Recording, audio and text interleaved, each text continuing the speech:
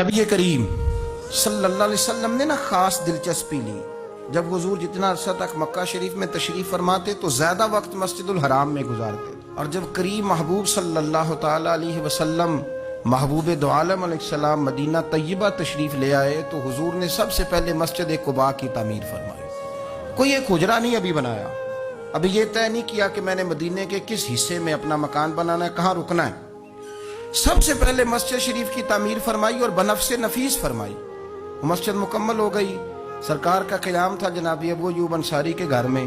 تھوڑے سے فاصلے پر نظر پڑی تو ایک کھلا میدان موجود تھا، 2 یتیم بچوں کی زمین تھی۔ فرمایا یہ زمین مجھے دے دو، اس میں میں مسجد بناؤں گا۔ ان 2 یتیم بچوں نے عرض کی یا رسول اللہ صلی اللہ علیہ وسلم آپ رکھ لیں، مسجد بنا لیں۔ فرمایا یوں نہیں بھائی، پیسے دیں گے۔ اسلام یہ نہیں کرتا کہ بندے کی حیثیت سے زیادہ اس پر بوجھ ڈال دیا جائے۔ وہ یتیم بچے ہیں، ابھی ان کے پاس کوئی ایسے ذرائع نہیں ہیں مال کمانے کے، تو فرمایا تمہیں پیسے ملیں گے۔ اور حضرت ابوبکر صدیق رضی اللہ تعالیٰ عنہ اور حضرت عثمان غنی جیسے مالداروں کے ذمہ لگایا گیا کہ انہیں رقم ادا کی جائے۔ وہ پیسے ان بچوں کو دیے، یہاں مسجد کی تعمیر شروع کی۔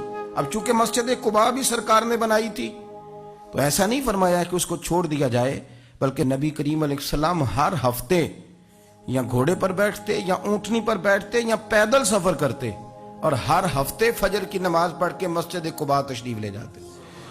اس مسجد کی آباد کاری میں حضور دلچسپی لیتے، شوق تھا سرکار کو۔ اور پھر میرے محبوب کریم علیہ السلام نے اس مسجد کے آباد کرنے میں ایک اور فضیلت بیان کی۔ فرمایا جو بندہ گھر سے وضو کرے اور میری مسجد قباء میں آ کے 2 رکعت نفل پڑھے، اللہ کے رسول کا وعدہ ہے اللہ اسے پورے عمرے کا ثواب عطا فرمائے گا۔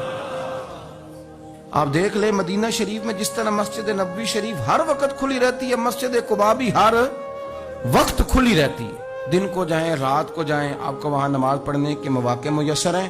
گویا حضور نے بنائی بھی ہے اور میرے نبی نے بسائی بھی ہے، اور وہ پوری طرح بسی ہوئی ہے، وہاں لوگوں کا آنا جانا ہے، وہاں ہر قسم کی خوشبو۔ یہاں حضور نے مسجد کی بنیاد رکھی، حجرہ کوئی نہیں ابھی بنایا، کسی زوجہ کے لیے رہنے کو کوئی جگہ نہیں بنائی۔ یہ اب شوق دیکھیں، مسجد کے ساتھ حضور کی دلچسپی دیکھیں کہ سرور کائنات صلی اللہ تعالی علیہ وسلم نے مسجد نبوی شریف کی بنیاد رکھی۔ مسجد کے لیے حضور نے خود بنفس نفیس تعمیر میں حصہ لیا۔ حضور پتھر اٹھا کے لاتے، مسجد کی تعمیر میں کام کرتے۔ حضرت سیدنا ابو ہریرہ رضی اللہ تعالیٰ عنہ فرماتے ہیں ہم ایک اینٹ اٹھا کے لاتے تھے تو حضرت عمار بن یاسر رضی اللہ تعالیٰ عنہ 2 اینٹیں اٹھاتے تھے۔ تو جب وہ اینٹیں اٹھا کے لا رہے تھے تو ان کے کپڑوں کو کچھ مٹی لگ گئی، تو جس طرح انسان کسی بچے کو شاباش نہیں دیتا اور کبھی کسی بچے کو مٹی لگ جائے تو اس کے کپڑے نہیں جھاڑتا، سرور کائنات صلی اللہ تعالی علیہ وآلہ وسلم نے جب دیکھا، یہ بخاری کے لفظ ہیں، سید عالم علیہ السلام نے جب دیکھا کہ حضرت عمار بن یاسر کے کپڑوں کو مٹی لگ گئی ہے تو حضور صلی اللہ علیہ وسلم قریب گئے، اور صحابہ فرماتے قربان جائیں حضور نے اپنے دست مبارک سے ان کے کپڑوں کی مٹی جھاڑنی شروع کر دی۔